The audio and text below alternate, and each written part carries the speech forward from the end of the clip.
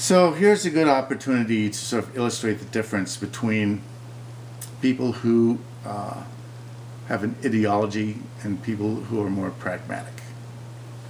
So an ideologue would tend to already know the answer beforehand and then go looking for evidence to prove their conclusion. Okay, it's called confirmation bias. And people who tend to be ideologues have an ideology. Don't really need evidence to support their opinions, but in arguing their cases, very often they find they have to find evidence to provide some sort of compelling argument. But they tend to indulge in a lot of confirmation bias.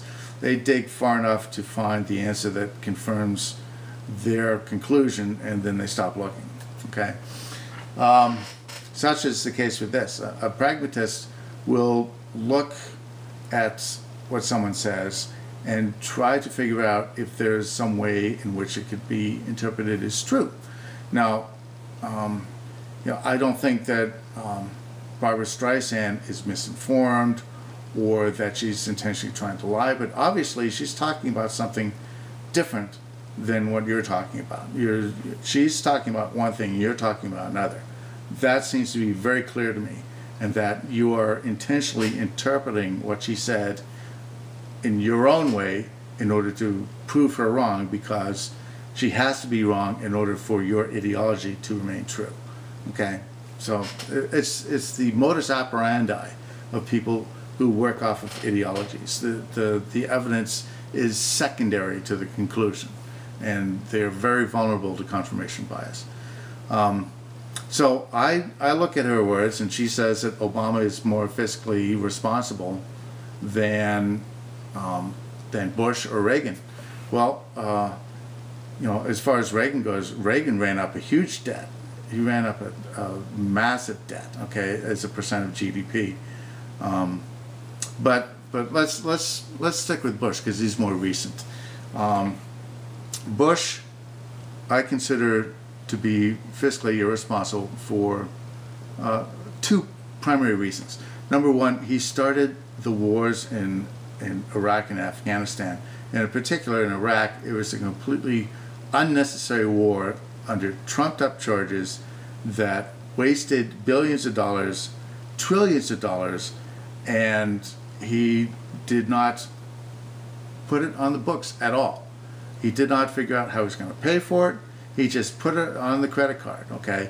It's called being fiscally irresponsible. The other thing he did was, instead of using the surplus in revenues, income tax revenues, instead of using that surplus to pay off the debt, he decided he was going to give his wealthy friends tax cuts. I consider that also to be fiscally irresponsible, okay? If you look at what Obama has done, he introduced legislation with Obamacare, the Affordable Care Act, and he specifically wanted to make sure that it was deficit neutral. He found savings in other programs in order to fund Obamacare. Okay, that I consider to be fiscally responsible, more responsible than what Bush did. Okay, so the difference in the evidence we're looking at, I'm looking at the actions of individuals in order to see how Barbra Streisand could be correct in her assertions. You're looking at the outcome of the debt after a certain period of time, and then you're saying that Obama is purely and solely responsible for all of that debt, which I think is a false assumption.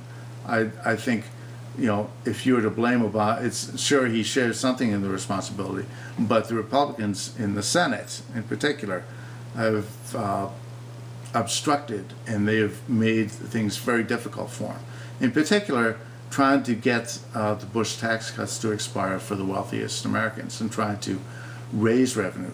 Republicans in general have absolutely refused to budge as far as raising new revenue, and it's caused gridlock. It's caused gridlock, and nothing's getting done.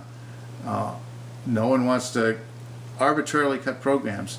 It's a non-starter, and it's because of these ideologues in the Tea Party who come in and think that they're going to make everything okay by refusing to raise taxes that we're just going to arbitrarily cut programs, and I'm sorry, the world and politics and democracy just doesn't work that way. Okay, we're going to have to think of something else. All right, but I think Obama overall, as an individual, has been more fiscally responsible than either Bush or Reagan. Okay, even though he's piled up a lot more debt in absolute numbers, not in terms of percent of GDP, because Reagan holds that one. Actually, we ran up a massive debt during World War II, much more than we have now, in terms of percent of GDP. So we're nowhere near where we were after World War II.